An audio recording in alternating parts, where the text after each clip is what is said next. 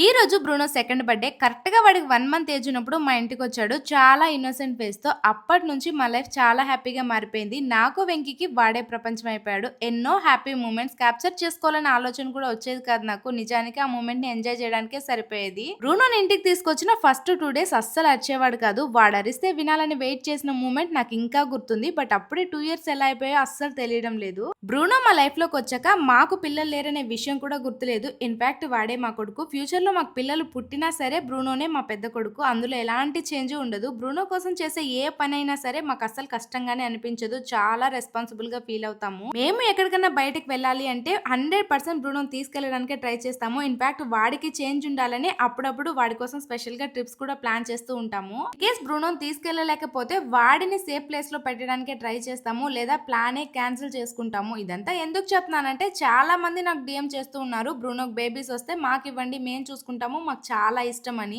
Dog అంటే ఒక big responsibility. వాటిని మనం మన పిల్లల్లాగే చూసుకోవాలి. నన్ను అడిగితే ఇంకా ఎక్కువగానే చూసుకోవాలని చెప్తాను. సో ఒకటికి 10 సార్లు ఆలోచించి తీసుకోండి. ఎందుకంటే వన్స్ తీసుకున్నాక మీకు ఏదైనా పర్సనల్ ప్రాబ్లమ్స్ వస్తే ఆ డాగ్ ని వేరే ఎవరికైనా ఇవ్వాలంటే ఆ డాగ్ ఎక్కడైనా సరే అస్సలు హ్యాపీగా ఉండదు. ఎన్ని రోజులైనా మీకోసమే వెయిట్ చేస్తుంది. ఇక బ్రూనో విషయానికి వస్తే ఇవాళ సెకండ్ బర్త్‌డే సెలబ్రేట్ చేసుకుంటున్నాడు. ఇంకా ఎన్నో బర్త్‌డేస్ మాతో ఇలాగే హ్యాపీగా సెలబ్రేట్ చేసుకోవాలని విష్ చేయండి. Because we all need your love and blessings. Thank you.